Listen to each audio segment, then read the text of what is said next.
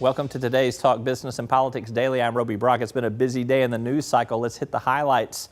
Walmart announced Thursday it has for the past month tested a final mile service for online orders of general merchandise from Jet.com and Walmart.com using store employees to make the deliveries on their way home from work.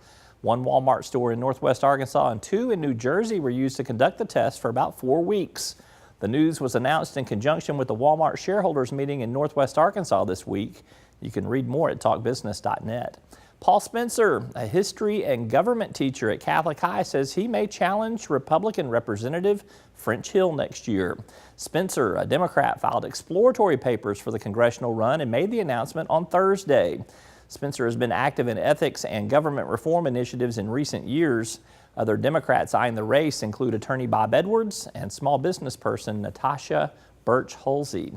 You can catch these stories and more at our website at talkbusiness.net. More to come. I sat down yesterday with Stephens Inc. CEO Warren Stephens. He's pushing a new initiative to promote capitalism. What motivated him to do it? Find out when we come back. Arkansas Electric Cooperative Corporation provides electric energy across 2/3 of Arkansas. This is an exciting time in our energy history, with incredible progress being made in renewable energy and storage technologies. As our energy portfolio continues to diversify, we'll maintain an all-the-above strategy to provide reliable and affordable electricity. Ever since the first light bulbs were placed in our members' homes, the electric cooperatives have been the solutions provider for our members, and we want to continue that well into the future. Each day, the promise of our nation begins again. Arkansas and America, moving forward. I help make that promise a reality. It's not for everyone, but people everywhere depend on us. Oh, I love you too, sweetie. Trucking delivers, or everything stops. And that's what drives me. I did. Warren Stephens, CEO of Stephens Inc., is taking matters into his own hands. He's worried about the upcoming generation's views on capitalism and the free market system of commerce and enterprise. I sat down with Stephens for an exclusive one-on-one to learn more about his latest effort. Warren Stephens, first of all, thank you so much for the opportunity to sit down and visit. It's been a while, and it's good to catch up with you. Well, it's good to catch up with you too, Roby. Thank you. Talk about This Is Capitalism, this new effort that you are putting forth to push and promote the idea of capitalism. You think that few ideas and institutions are as misunderstood as capitalism is today, is what you've said in doing this. Why do you think that is? Well, it's obvious, really. I mean, all you had to do is look at the appeal that Bernie Sanders had in the last election, and he carried 22 states in the Democratic primary. And he's a socialist, and he's espousing policies that are socialistic. And it resonated with a lot of young people, and it just dawned on me that they don't even understand what capitalism is, and they probably don't understand what socialism is either. I mean, you and I are old enough to have witnessed failed socialist communist regimes, you know, go down by the dozen, and dozens really. And I just think there's not a full understanding of what capitalism allows people and everyday people to benefit from and conduct their lives. So that's why we launched this series, This Is Capitalism. I know free enterprise polls better than capitalism does, but we said no, we're going to take it on. We're going to say this is capitalism because that's really what it is. You have described that you think capitalism is agnostic in that anybody can benefit from it. It is not exclusive or special to anyone in particular. That's what's missing with this younger generation, you think, is that they don't understand how it can benefit them. That's exactly right, and I don't think they understand. I mean, take our firm, for example. I mean, here we are, a significant financial services firm started by my uncle in 1933 who had a 6th or an 8th grade education. We're not really sure about that. He used to change the story a little bit every now and then. But, you know, only in a country and in a system like the United States and in a system that embraces capitalism could he have even done that. And so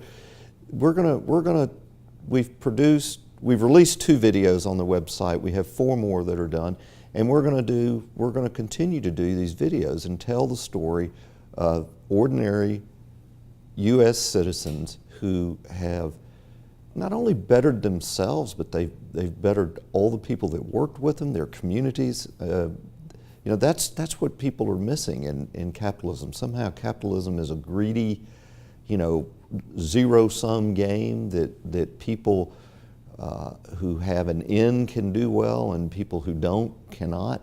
Really nothing could be further from the truth. Now I freely admit, as government and business seems to have gotten closer over the years, the phrase crony capitalism does have some significance and real meaning, but that's not what we're talking about. We're 100% opposed to that, crony capitalism, and 100% supportive of capitalism. Let's see where the ideas go and how people do.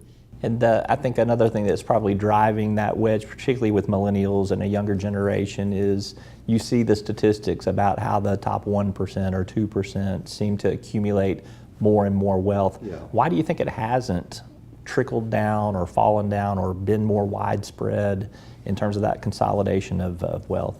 Well, first of all, I think the way we count the top 1% share of the income in this country changed substantially from the mid-'80s to today, because everyone who had a company converted to a subchapter S or an LLC, and all of a sudden that income, which was their company's income and net income, accrued to them.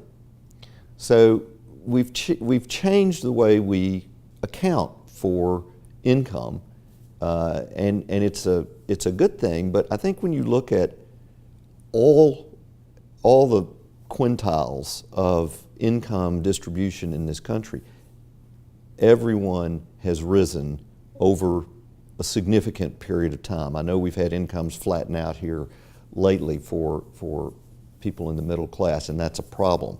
But you're not going to solve it by somehow taking away money from the top 1% and distributing it to the rest, because there isn't enough to go around. And it doesn't solve the problem of education, of almost this teach a person to fish mentality versus giving them a fish. It doesn't solve that dilemma.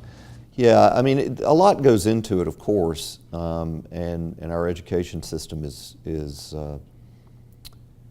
falling short in a lot of areas. But it's still, it's still a system where bright people, regardless of their education, can do well and succeed. And there's, the good news about this series from us, This is Capitalism, is there's an endless supply of those stories. I mean, they're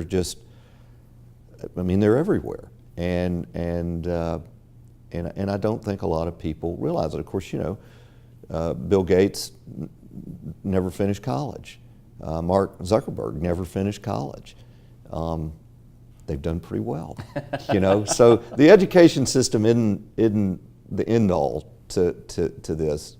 You can do pretty well. My uncle, never finished whatever, eighth grade. 6th or 8th grade. See, a 6th or 8th grade, whichever one suited him the day he was telling the story. But it is true. I mean, he never got past the 8th grade. So 6th or 8th grade doesn't really make any difference. That's Warren Stevens, CEO of Stevens Inc. You can catch more of my interview with Warren Stevens on Sunday's edition of Talk Business and Politics.